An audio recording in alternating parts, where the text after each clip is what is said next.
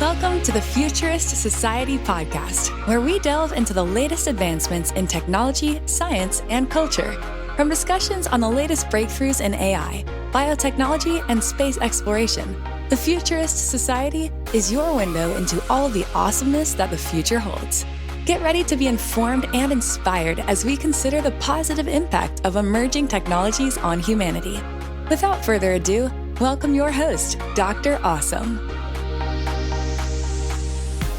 Welcome back to the Futurist Society, where we are talking in the present, but we are talking about the future.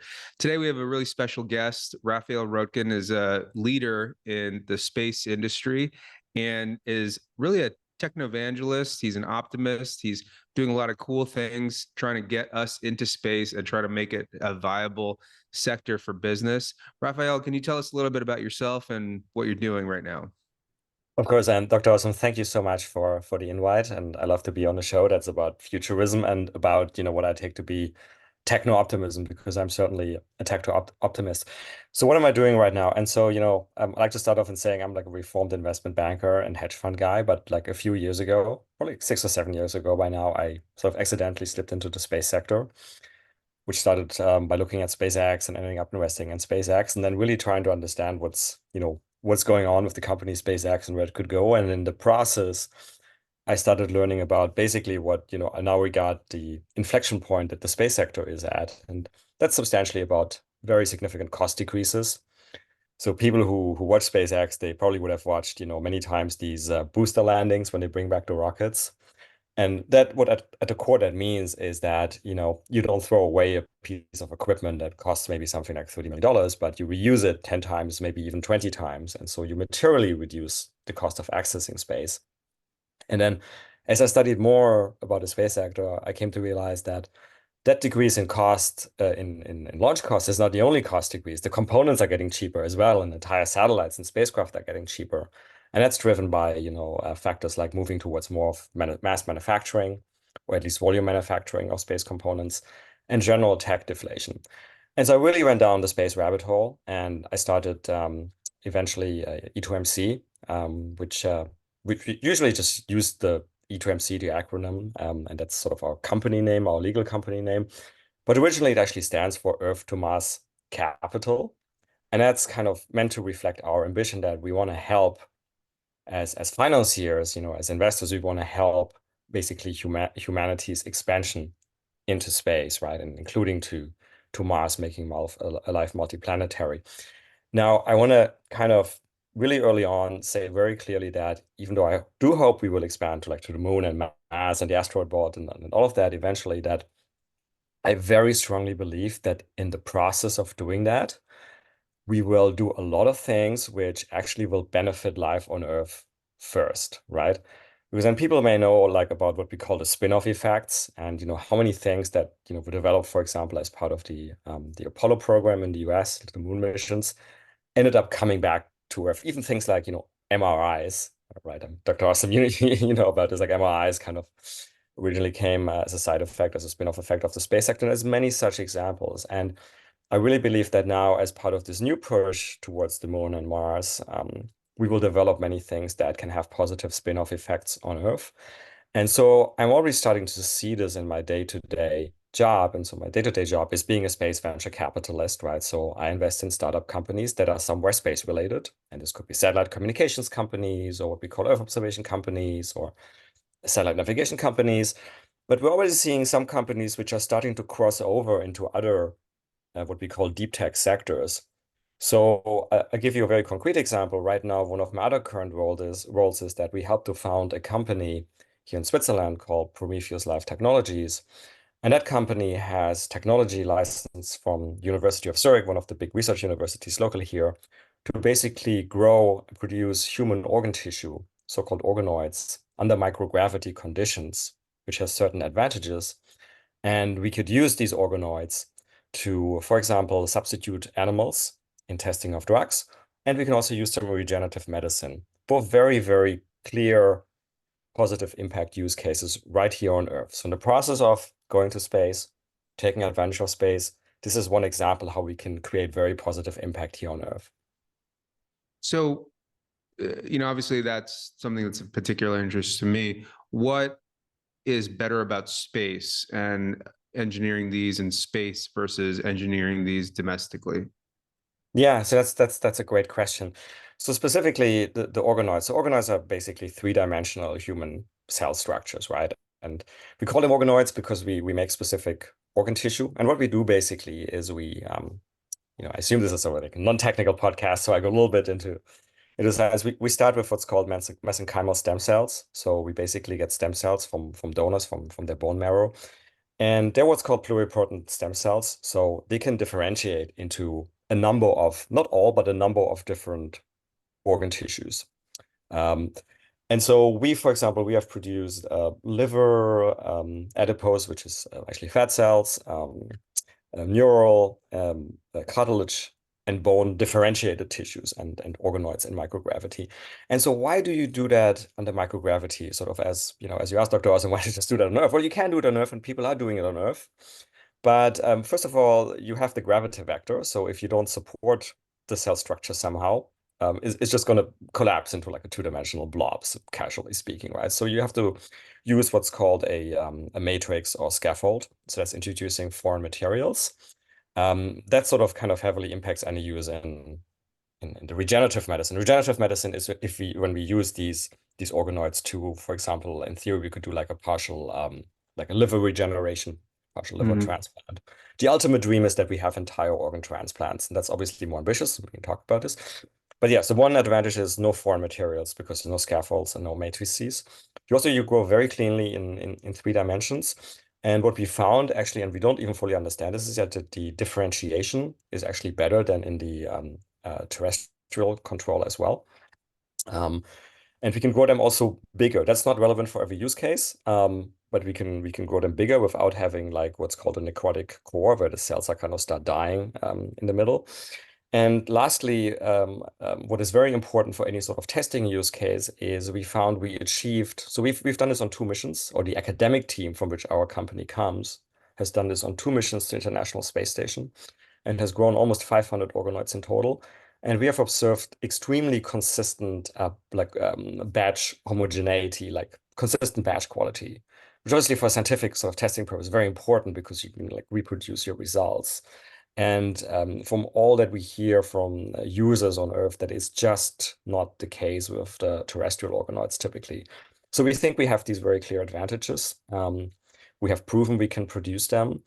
And then also to kind of address sort of one of the first questions we always get is, it's just not as expensive as people may think it is. So typically we talk about people like, hey, you want to produce, and this is actually not limited to our organoid use case. This is anything in space manufacturing. People think this is crazy expensive. People think like, oh, you want to like some mission to produce something in space is like tens, if not hundreds of millions of dollars. And it's like, no, it's not. If you have like for example, the missions we flew is like a relatively small box. It's what in space is called like a 2U unit. That's basically 10 by 10 by 10 by 10 by 20 centimeters. And sort of the round trip cost, so going up, staying International Space Station, coming back for something like this is about $150,000. So it's actually not that much money. Yeah, that's really interesting. I didn't know that there was advantages to a low gravity environment. I think that, from a short-term goal, that's something that's super interesting. I hope that that's something that comes to fruition. But I really wanted to talk with you just about long-term goals because, the idea of becoming a multi-planetary species is something that's looked at by, the founder of SpaceX, Elon Musk, as a protective effect. How do you feel about that? And when do you think that timeline is going to be? Yeah, no, great question. And so when I talk about sort of, why I believe humanity should become planetary, is I sometimes say, so there's sort of like both, so to say, carrot and stick arguments. So if you start with the stick, because they're the unpleasant arguments first, the stick arguments are basically about that, the universe is a pretty hostile place. And, we're in sort of this, localized paradise, but it's certainly vulnerable, right? And I don't remember the exact statistics, but we can all look it up on the internet. We had sort of, since the Earth came into existence, so about 4.5 billion years ago, and I think even since like higher complexity life came to existence, we had multiple extinction level events, right? Where basically a vast majority of life was just wiped out. Of course, the best known one is the one that we think was this meteorite impact in today's Mexico, right? I can never pronounce the name of the impactor. It's like some complicated name. But that it wiped out the dinosaurs, but it wiped out a good part of the rest of the life as well. And that was not the first time in Earth's history. So, there's a lot of things flying around in space, a lot of rocks, and we're starting to monitor them. And there's people have various opinions on how good our monitoring is. But the monitoring is one thing, right? Then the second thing is like, let's say we even found something where we identified as a very real threat, like something that could hit Earth and cause an extinction level event. Could we do something about it, right?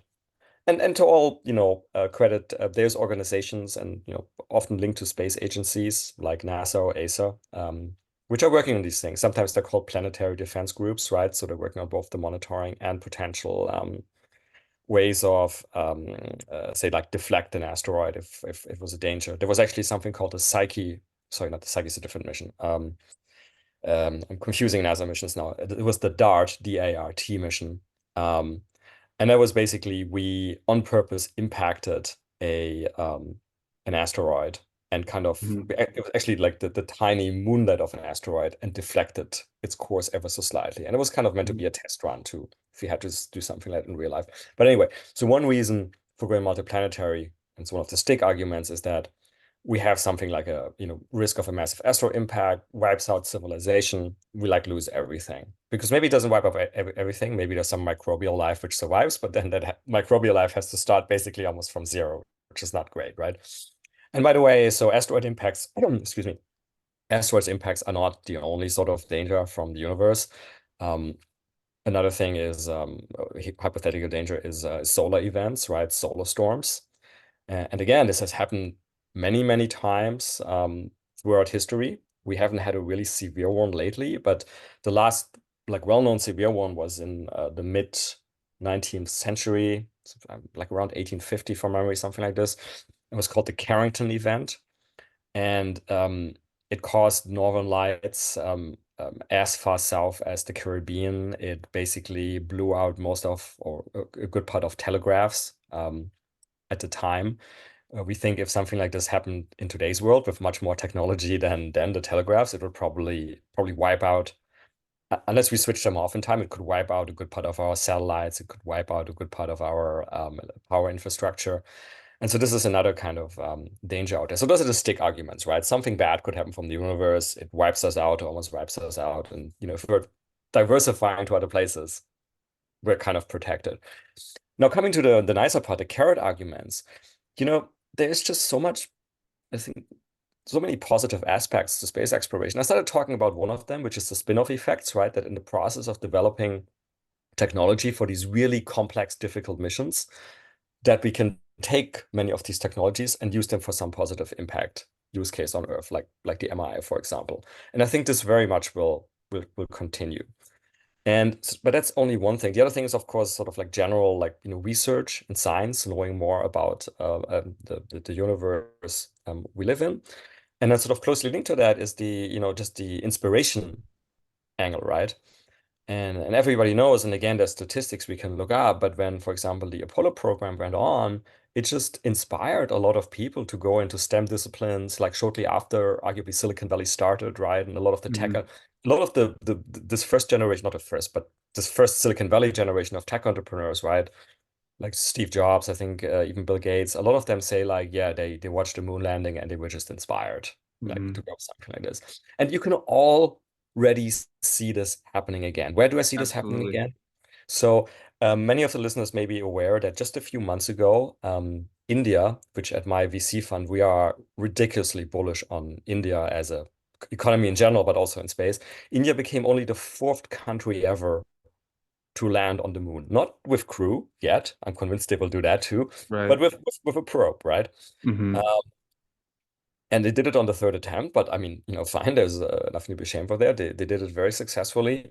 fourth nation ever since after the United States, the Soviet Union and China. So really quite a big deal. But what I want to get to is you can find on the internet, like on YouTube, scenes from public spaces in India, like shopping malls, with like crowds of people just watching the live stream and cheering.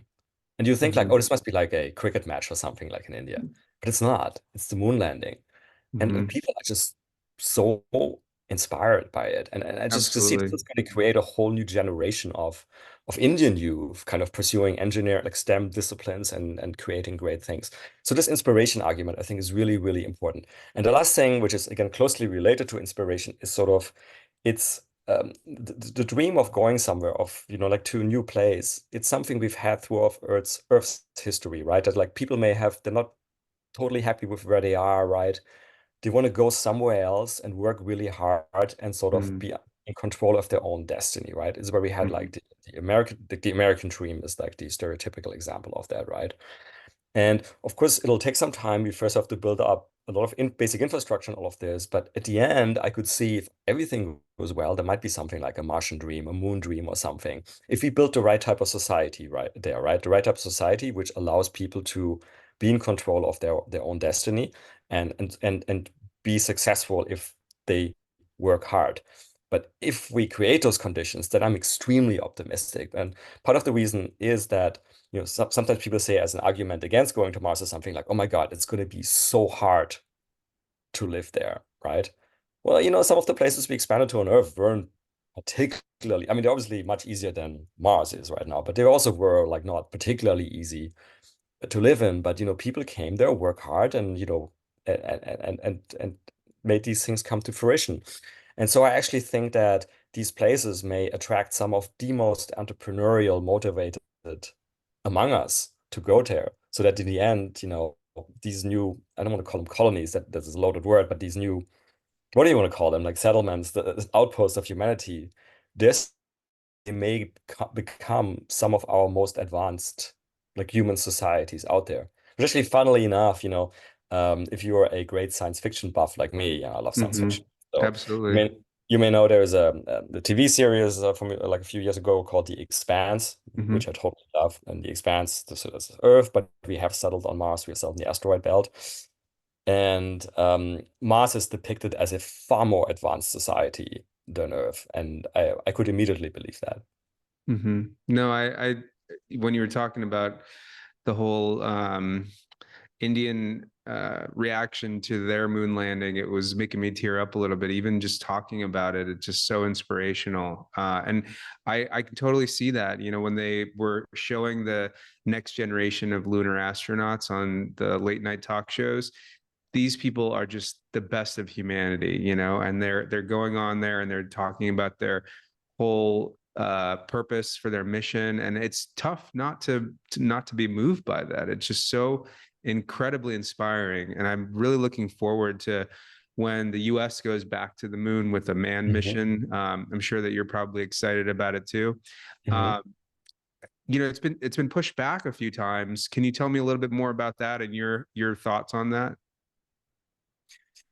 Yeah, I mean, we got to get certain things in place, right? So for the current U.S. lunar program, what's called the Artemis program, I think from memory, the original timeline, this probably wasn't even the original timeline, but sort of the most recent original timeline was so we have Artemis, like Apollo is numbered, right? So Artemis 1, we've already flown. This was basically flying the Orion capsule. So the Orion capsule is the current generation spacecraft that NASA is using for crewed cislunar missions.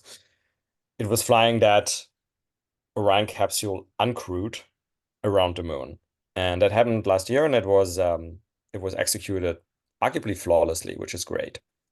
Um, Now Artemis 2 will do the same thing, but crewed, so with astronauts on board, and then Artemis 3 is the first one that's supposed to land on the lunar surface. These are obviously, that's a step change in complexity, right? Because to land on the lunar surface, you need like an expanded. So the circumlunar missions, right? The ones which just fly around, you basically need the big booster, the big rocket they're having right now, which is called the SSS, the Space Launch System, and the capsule. The capsule basically goes on the cislunar trip, flies around the moon, comes back. If you want to land on the moon, you obviously need like an additional parts of the architecture, like vehicle. And what NASA is currently doing is working with two what they call HLS, human landing systems. Basically, two contracts were awarded. The first one is to SpaceX, basically to a version of their next generation rocket, which many listeners may watch, which they're testing in Boca Chica in Texas, which is the Starship stack. And so there's going to be a lunar Starship version that's meant to have this role as a lander. And a second contract was eventually also awarded to another consortium led by Blue Origin, by Jeff Bezos's space company. But so there's just certain parts of the technology stack we still have to put in place. People who are following SpaceX and what's going on specifically with the Starship program may be aware that just a few weeks ago we had the second in-flight test of a Starship that this is a whole discussion by itself. The sort of people divide on, was it a success, was it a failure? I think it was actually a fantastic success. But it's also quite clear that there is a way to go. So the current time, I think now the timeline has switched to crewed moon landing 2025. I don't know where we're going to hit that, but it's probably a stretch at this point in time, to be quite honest. But I mean, you never know. But so I do hope that at some point in time in the 2020s, we're certainly going to land again with humans on the moon. And in the meantime, quite excitingly, I do think we will see more robotic landings on the moon, including by private companies, right? Private commercial companies. So, because again, what we've seen so far was government missions, right? Again, 4 countries have managed to successfully soft land. You can, of course, also hard land, or aka crash on the moon. We'll talk about it in a second. But only 4 countries, the US, Soviet Union, China, and now India. But there is a number of startup companies which basically are working on opening up the lunar economy, and they're starting with what's called like cislunar transport services. There's actually a whole program in the US called the CLPS program by NASA, which is CLPS is an acronym that stands for Commercial Lunar Payload Services, and a number of contracts were awarded to a number of companies to deliver stuff to the moon, and those should be starting. I think they will start now over the next few months. Actually, outside the CLPS program, as another example of a private company wanting to go to the moon, there's a Japanese company, very well financed, a lot of venture funding, hundreds of millions of venture funding, called iSpace.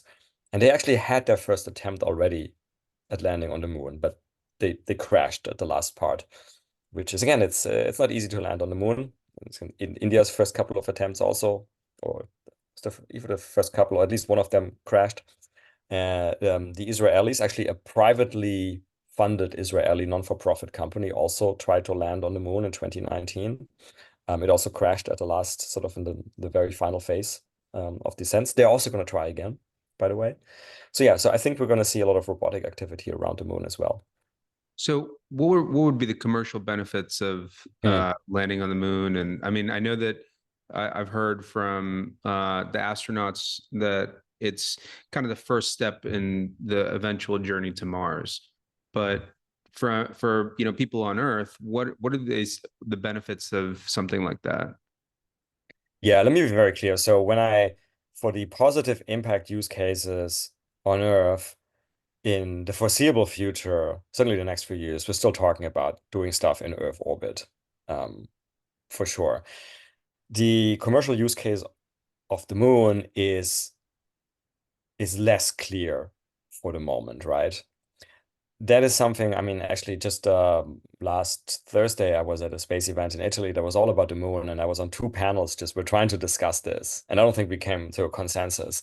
And so, I think I actually ran a poll on LinkedIn a few months ago, sort of my question around this always is like, what do you think is the first commercial killer app, for the lack of a better word, of the moon, right?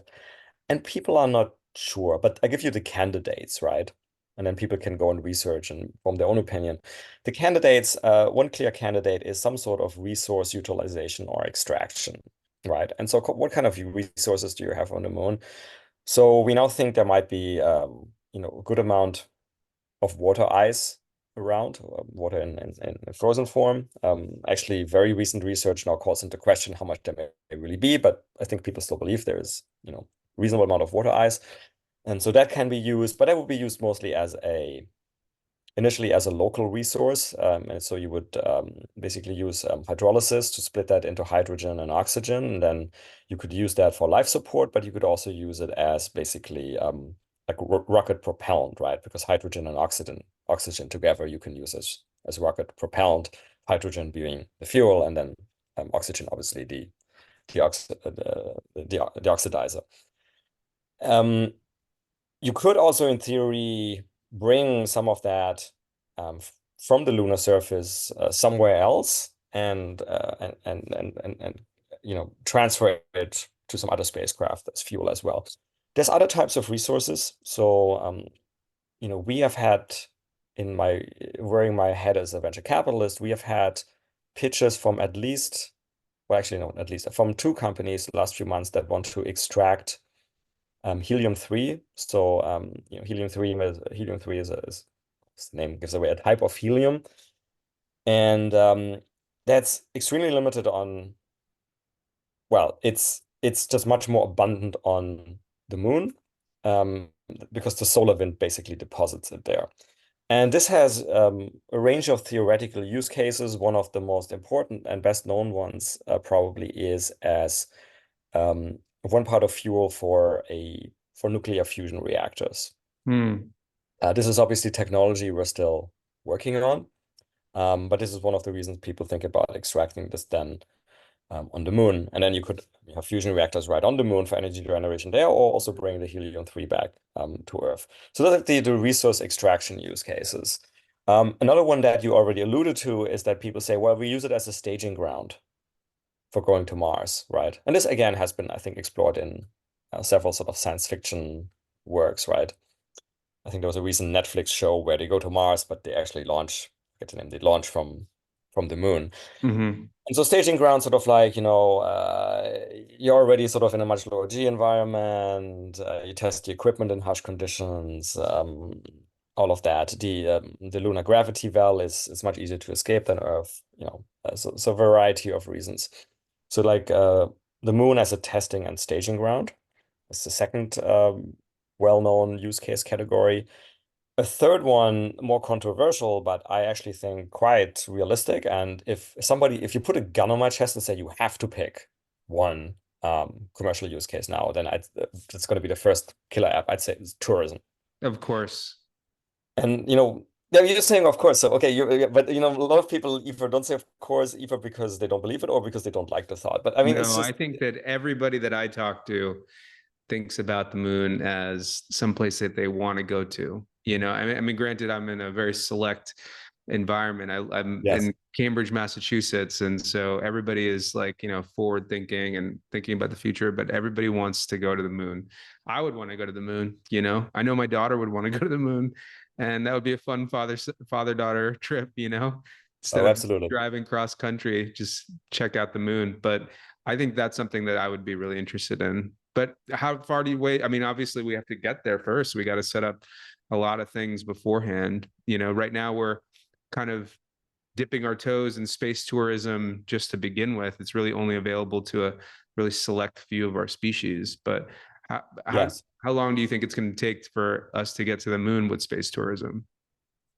Well, I think in this, what you call the very select manner, I'm hoping it's going to happen relatively soon.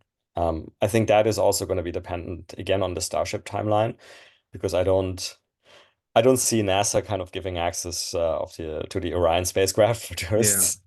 I don't think that's going to happen. So it'll have to be probably a private company, and the only sort of viable private company who could do it would be SpaceX with and then arguably with a working Starship. I don't think they would modify. I'm not even sure that they could modify the Crew Dragon. There were plans for modifying a Dragon capsule to go deep space, but I think they're on ice or abandoned. So I think we're talking about Starship here.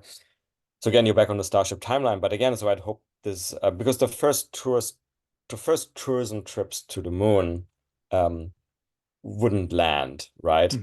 They would be this, what I just described, the Artemis 1 and 2, or if you go back to history, the first one ever was the Apollo 8. you go around the moon, right? Which would be incredible enough by itself, right? Because I mean, you have this Absolutely. amazing view of like Earth as the blue jewel hanging there. You go on the dark side of the moon, right? You come up, you see what they call the Earthrise, right? So the Earth comes back into horizon. And so this is actually something, and people may not be aware of that. For all I know, you can go to SpaceX, like if you have the means, this is obviously not cheap, and there's no published price for this.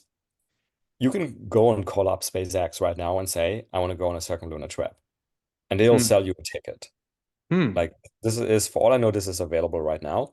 And what is publicly known actually is that the first one to buy that was a Japanese e-commerce billionaire, Yusaku Maezawa. And so he booked he booked an entire Starship whenever that's ready to go on a circumlunar mission, taking 8 different types of artists, like photographer, filmmaker, musicians, on a circumlunar trip.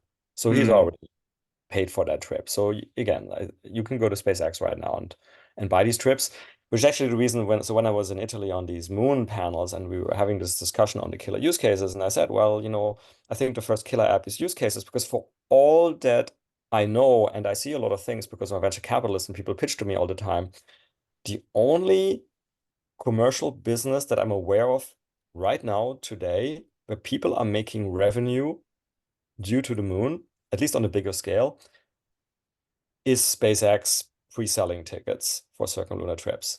Not aware of anything else big that's making. I mean, there's some smaller examples, So a friend of mine has this company called LifeShip, and you will be able to send your DNA to the moon, right?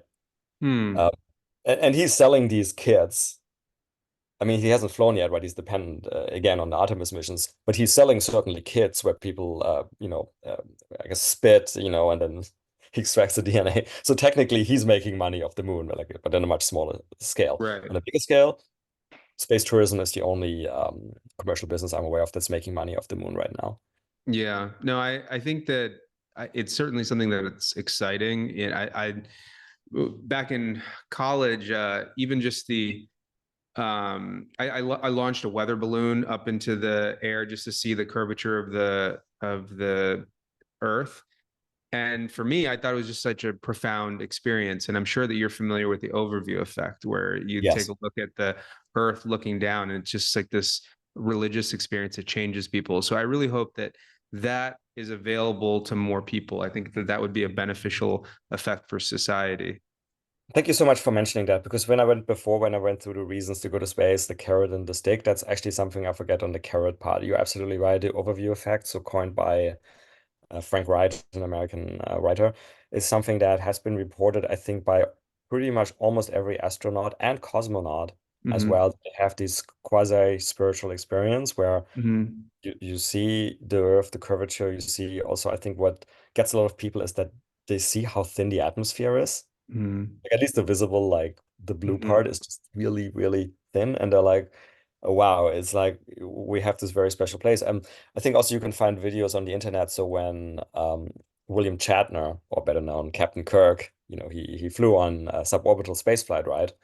And he came back all teared up, and he was like, I saw Earth, and then around it I saw only like death. Like, So yeah, it's a very powerful effect, and I totally agree with you. I hope that many, many people will have that.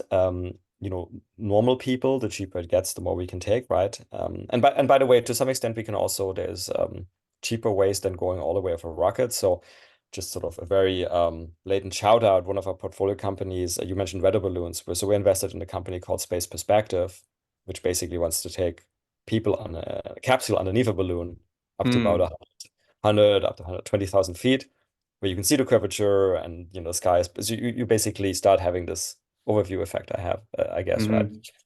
But besides normal people and initially wealthy people, echoing what one of the Apollo astronauts said, I think it may have been Harris, but I forget. He said after he saw it, he said, "Oh, I wish we could just like take some politicians and drag them out here and he's profound. He's like, and tell them like, look at that, you SOB," just to kind of change their mind on certain like geopolitical decisions. Yeah, no, I think it really frames, certainly for me, just at that young age, it framed a lot of my perspective about just how humanity is such a fleeting species in the history of our existence, right? I mean, it's such a small section of time that we've been on this planet, that this thing is larger than us, that it will continue to be there after that we are gone. And also we have to take care of it. And I think that those are all really important topics that unfortunately get lost when we have our day-to-day lives.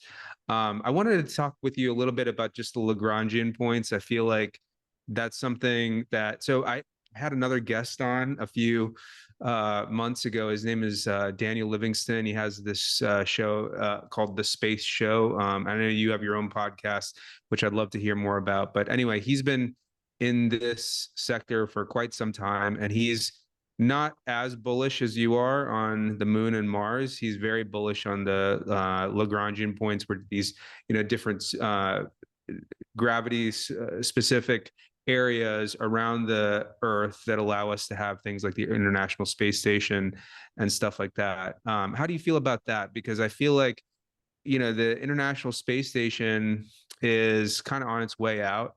I do hope that we invest more in, these points, just because I think that that's going to be something that's important for humanity. But I'd love to hear your insight on that.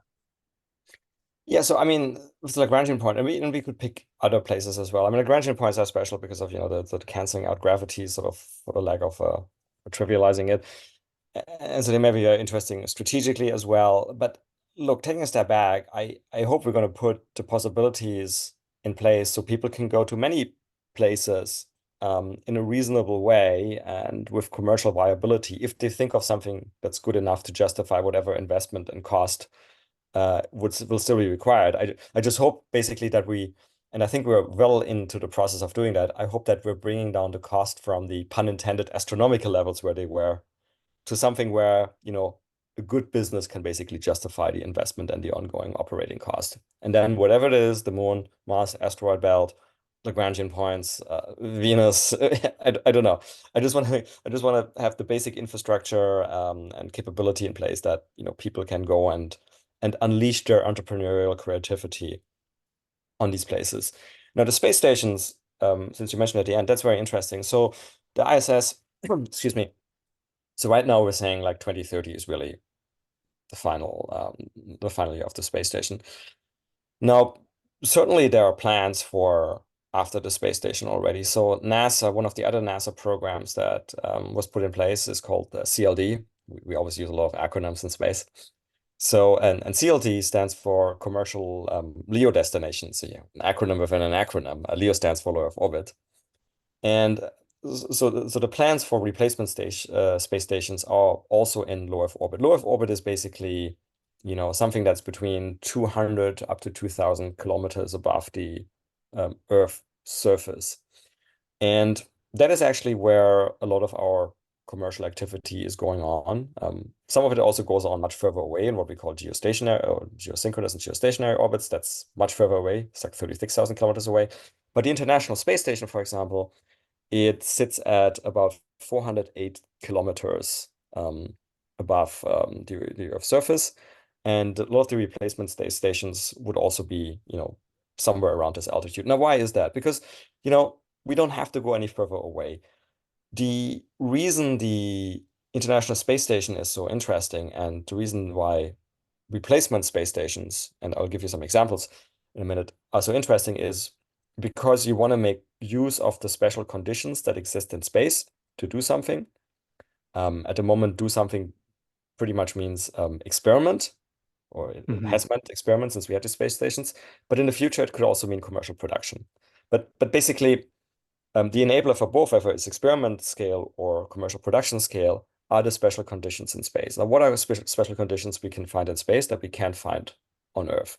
By far, the most important one for most use cases is what we call microgravity, right? So you don't have this 1G gravity that we all experience here on Earth. And you don't have that on the International Space Station, not because there is an absence of there's actually still gravity around, because you're still in Earth's gravity field. But the International Space Station it's orbiting Earth, right? It's what we call, it's in a continuous free fall, right? And so this is kind of the same sort of free fall that if you were in an elevator and then God forbid the cable broke, you'd be in free fall and you'd be floating in the elevator. It would not be great. And you'd die. But in the International Space Station is on a continuous free fall, and so things there don't experience gravity. That's why the astronauts float around. That's why you also see sometimes when you get videos from International Space Station, you see other like, funny, like fun videos, like, you can have like really big blobs of water. Like here on Earth, we can have tiny like drops of water, but anything that's a little bit bigger, basically the gravity vector will collapse the surface tension and yeah, and there won't be a droplet anymore. But in space, you can have a big blob of water. Another thing some of the listeners may have seen is if you have a flame in microgravity, it's basically a sphere. It's like totally Mhm. round, like it's a sphere, and this is because there's no what we call convection in microgravity. And so this is now getting okay. Moving on from the fun to the microgravity. Microgravity is so interesting because it has certain sort of call them physics follow-on effects. One is that you don't have what's called buoyancy and sedimentation, where like heavy stuff drops to the well towards the gravity and lighter stuff goes up, right? And so, for example, the lack of buoyancy and sedimentation suddenly means you can mix things very homogeneously, which you can't do on Earth because you have buoyancy and sedimentation. Um, there are similar examples for, positive examples of what the lack of convection does. And I also mentioned already positive examples of just the fact that there is no gravity vector, that you can grow things very cleanly in 3 dimensions. And I was talking about doing this with organ tissues, but for example, you can also do it with crystals. And coming back to a life sciences use case, you can do it with protein crystals, right? So Mm. there are people working right now on producing better versions of protein-based drugs in microgravity. And we're talking about protein-based drugs. I mean, obviously, there's many of those, but what we're talking about here is sort of like high-end protein-based drugs, right? Like monoclonal antibodies, right? We're not talking about insulin. I mean, that doesn't make any sense to go to space for. But so the microgravity is by far the most important special space condition that we go to space to exploit for experimentation or production. Other examples would be you can have a hard vacuum, or even that you have a high degree of a certain type of radiation. But microgravity is the most important one, and I already mentioned sort of several commercial potential use cases. Now, the space stations which are now slated to potentially replace the International Space Station, and within this, what I mentioned, NASA's CLD program, there have already been like first awards. So there's a consortium led by once more Blue Origin, Jeff Bezos' space company. There's that's called Orbital Reef Space Station. There's another one called Starlab that's led by, it's again a consortium led by a company called Voyager Space. Then you have people outside of the CLD program which are also working on space stations. Like there's one it's called VAST that's financed by a crypto billionaire. There's another one called Gravitics, and there's probably at least a couple or so still under stealth, one of which we're invested in. But they all have the same dream. They think like there's going to be some value of having these space stations up there. One part is going to be commercial production, exploiting the special conditions and principally microgravity. And the other one is, once more, tourism. Yeah, no, I think that all of those use cases are really interesting. I would be remiss if I didn't transition and ask you what's been such a popular topic online and in the news these days, which is aliens and your view on that. I know that that's not something that is very, I asked other people that are in the space industry about this, and they're very dismissive. But how do you feel about all of the stuff that's coming out in the news these days? So I'm gonna quote. Okay, so let me take a step back. So first thing I want to say is so I'm not privy to any, and also to be quite clear, I don't have any level of security clearances Yeah, anywhere sure. at the moment. No, just like, what do you feel Um, about it? and I'm not privy to any information that I've seen that I would say this is conclusive evidence that Mm-hmm. there's something there. Mm-hmm. But there's other people out there who you ask them, they say, oh, well, no, I have seen what I consider conclusive evidence that there's something there, but Mm-hmm. I have personally not seen it. Um, I will quote something because when I heard it, it kind of struck a chord with me. So, as you mentioned, I have a podcast as well, the Space Business Podcast, and maybe a year ago or so, we had Dr. Pippa Malmgren, who's sort of a Mm-hmm. relatively well-known macroeconomics analyst, presidential advisor. Her father was a presidential advisor as well. And one of her thoughts was that, isn't it interesting that after basically decades of declaring anybody who talks about aliens immediately like a crazy, like a kook or something, right? Which by and large is true, right? That now suddenly we have like congressional commissions and other official stuff, right? And the question being is like, well, why is this happening now? Why is it suddenly becoming more accepted in higher government circles? Is like, are we being prepped for something? Is there something? I don't know. It's like I'm not trying to be a conspiracy theorist, right? But I do agree with Pippa that like when she said that, I agreed. I was like, well, that is actually interesting. Yeah, why now? Like, why is this happening now? No, I don't know too much about. So I try to keep an open mind, but follow the evidence. And I don't think that there's a significant amount of evidence that makes me say this is the answer. But I watched that Tic Tac video. Have you seen that? Which Yes, is yes, yes. where the craft is able to move without any sort of propulsion. And how great would that be for the space industry, Raphael? You know, Yes, I mean, the ability to move in that kind of dimension without yes. having any sort of propulsion. I feel like that would be something that would be really interesting. Yes, it's yes, a couple of comments on that. So one, I mean, your fellow Cambridge podcaster Lex Friedman, right? He had one of the I forget the name. He had one of the fighter pilots, Yeah, David right? Fravor. Yep. And they went into deep detail And there about. was, and again, I mean, there's no kind of tangible evidence, right? It's just either you take the guy by his word or not, right? But some of the descriptions were so, like visual, right? I mean, the one that stuck with me, she was like, "Oh yeah, there was like at the exact point where we were supposed to enter into the training zone, there was basically like a transparent sphere with a cube inside." And I was like, okay, do you really make this kind of stuff up? Or like it was very interesting. So that's just the one comment. And the other comment was just sort of half joking, but really only half joking. So my chief technical advisor, who probably has much more insight and clearances of all of this, I guess he half jokingly said several times, whenever the time is right and we do have this contact, let's just make sure we'll try to like license some of the tech for a bunch of fun That's what I'm companies. most interested about. That's what because I mean, how great would it be to be able to traverse the earth in just seconds, or to be able to go and visit my family in India in just a few minutes, right? Like I think that would be something that would be interesting. Obviously, the ability to go to the moon or to Mars at a much more rapid pace and not be affected by things like gravity and stuff, that would be really interesting for your industry as well. We're getting to the end of our time. There's so many things that I wanted to talk to you about that I just didn't get to. I wanted to talk with you about Venus and its applications, because I know a lot of people are talking about that. I wanted to talk about Mars. I wanted to talk about, cosmic rays and everything that has a potential deleterious effect to our health. So I would really love to have you on the podcast again. If you're ever in Boston, please feel free to. We have an in-person show as well. So Oh I would yeah, I'd have love you. to. Yeah. So, in case you don't know, so there's actually every year, typically end of March, beginning of April, I think it's end of March again, there's the MIT Space Conference. Yeah. So you should definitely go. It's usually very good. There's a lot of space. I mean, obviously there's a lot of space activity around Absolutely. around MIT.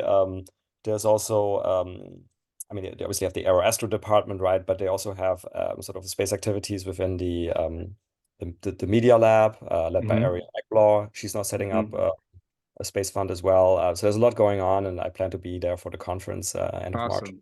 Yeah, would love to have you. So, anyway, I end my podcast with 3 questions that I ask all of my guests, and they're very general questions, but it really gives us all, I think, insight into how people are thinking about the future.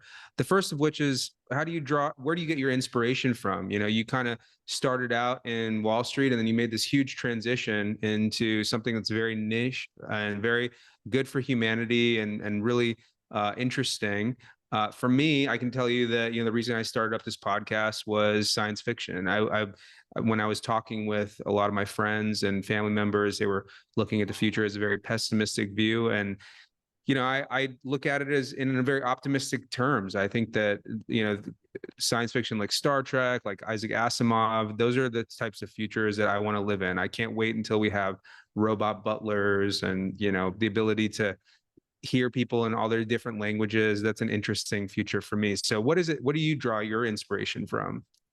Yeah, so I think it's very similar as yours. I mean, I love science, as I mentioned, I love science fiction as well. And certainly, well, some of them are the future I want to live in is, of course, the dystopian novels as well, but like No, not I don't want to live in this the nice dystopian. ones. Yeah, Like you said, like Star Trek, replicators, beaming yourself and like all of this. I do think also, again, coming sort of towards the carrot, back to carrot and stick kind of thing, I do think that humanity, for all of its flaws, and some of which are, of course, currently, unfortunately, again, very visible, for all of its flaws, humanity has an absolutely amazing track record of improving its fate via technology, especially over the last couple of 100 years or so, right? But you could find times earlier in history when we had already good phases. But, there's so many problems we have overcome. And even when and people now don't notice anymore. At various points in recent history, people just kind of were really freaking out over certain problems. And there's an entire book about this. I forget the title. You look it up, but basically like sort of crises that people saw on the horizon, and then we just solved them. And so I guess one very recent example is that, COVID looked really scary for a while, and then absolutely. reasons like we identified and sequenced this virus in like I think in a matter of days, and then Yeah. constructed like the RNA-based vaccine in a matter of months. I mean, that's Hmm. amazing, right? Hmm. But like, there's actually stupidest, or not stupid, but like funny examples from history. So apparently at some point in time, like 150 years ago or so now, like people were worried that there was so much horse dung from the carriages on the street in London that at some point in time, the streets would just be full of shit. And then, Yeah. of course, that all went away. Then again, in sort of the UK, also what, you know, maybe 100 years ago, they got really worried about the smog because the smog was ridiculous. Then, we kind of. So again, the point being is that humanity has an amazing track record of improving ourselves with technology. And I really have faith that we can continue that as long as we keep an optimist outlook and as long as we inspire people to pursue these careers, right? Which is why I'm Hmm. doing what I'm doing. That's really cool. And I really applaud you for doing that.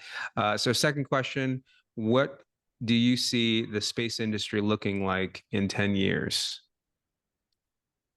Yeah, so one of the things I would like to see is that the space industry will, let's call it for lack of a better expression, be abstracted in a way, in the sense that it will just be like omnipresent, or some aspect of the space industry will just be omnipresent everywhere. That we have made a space and space products and space services so easy to access, taken so much friction out, that which is, and to some extent already, of course, some of that we have, right? Satellite navigation is the obvious example, right? Where people Hmm. don't really think about that this requires a constellation. But there's so much more, right? So right now we're still at the very early stage, especially things talk about some of the examples that we mentioned in the podcast, like the in-space manufacturing of, advanced materials that we actually haven't even talked about, but like biological products, right? If these days you go to the pharma industry and try to talk to them about that, that's still a struggle, let me tell you, right? Hmm. I Hmm. hope that 10 years down, that sounds very soon, but I think we can do it. 10 years down the road, you go and it'll just be a normal thing. It's like, oh yeah, of course we do something in space because it makes sense and it's easy enough to access space because there's these various stations we can use or free flying spacecraft. There's other companies which can bring the stuff up and down. And so kind of in the same way that, over the last 10 years, I don't think it's more than that, a lot of AI has started to pervade pretty much all of the economy, Hmm. right? That this will happen with space as well. That like suddenly you have the products, the services, and the positive effects of space everywhere. Yeah, I hope so. That sounds like a future that I want to live in for sure. So last question, you are privy to so many different technologies that are coming through your venture capital fund, so many different things that, you have probably been reading about just to get ready for the different presentations that are given to you on a regular basis, what most excites you? What technology are you most excited about that's coming down the pipeline? So there's probably a few examples, but let me not give the two obvious ones, because I could say, we have invested in a nuclear fusion company that's taking a slightly different approach. And if that works, that's going to be tremendously game-changing, exciting. But, one thing that I've touched upon several times already, and that's close to your world, I think the intersection of space and biotech is potentially going to be amazing, because we're only just scratching the surface on that. Because we really, we have, sort of speaking as scientists, we have, as scientists do, varied in experiments almost every variable we can think of, but we've been so constrained in varying one of the most obvious variables there is, which is gravity. And so just seeing like, okay, what can gravity do to certain cellular processes, to our bodies, and how could we, exploit that to benefit ourselves? I think we're really just scratching the surface on that. We have done, people may not know this, we actually have done hundreds of bio experiments. I think about 700 bio experiments on the space stations. That's actually a whole different opportunity, because that means there's a lot of knowledge out there, which already exists as knowledge, but it hasn't been commercially exploited because it was too expensive. So I think that is one opportunity, but the second opportunity is just to actually even do much more research up there, and using that in a beneficial way. That's awesome. Well, I agree. I think that one of the interesting things that I liked about what you said is, you start with nuclear fusion, which I asked that same question to probably hundreds of people at this point, and not very many people say that. And I think that's something that would really be such a game changer for humanity. But for someone like you that's in the industry, which fusion is such a tangible step. A lot of people think that this is going to be the technology that allows us to have really clean, efficient fuel for us to get around the solar system. Somebody like you, that might be like low-hanging fruit, whereas the biotechnology is kind of like the more distant stuff that people might not know about. But I think anything that you've said today has been really illuminating, Raphael, and I really appreciate your insight and your perspective. Really interesting conversation. And again, when you're coming down for the space conference, would love to have you do the in-person podcast. For all of our listeners, thank you so much for joining us. That's it for Raphael, but feel free to follow him on his podcast. Do you want us to tell us a little bit more about that so that they know a little bit more about it? Yeah, it's called the Space Business Podcast. I think we're on like episode 115. I should know this, but something like 115. Most of the time I bring in space entrepreneurs, and they talk about the businesses and why they're doing them and how they're doing them. So this all started because I wanted to bring the space and the space sector and what's going on to people outside the space sector, so they know what's going on. In the meantime, even though I'm a business guy, I got bored of only having space entrepreneurs. So sometimes we have other fun people from the space sector. So like, astronauts, like Chris Hadfield was on. Wow. Avi Loeb from Harvard, talking, aliens and everything. He's always so Avi Loeb was on, and some other people. Space Business Podcast is on every platform out there. Cool. Thanks everybody for joining us. Please like and subscribe at the bottom as always. And for our regular listeners, we will see you in the future. Thanks everybody. Have a good day. We appreciate you taking part in today's episode. Take this chance to reimagine a better future by joining a community of futurists who strive for a remarkable world. Be a part of this growing network and contribute to making the world a more positive place. Visit thefuturistsociety.net and subscribe to the show so you don't miss a drop of hopeful futurism.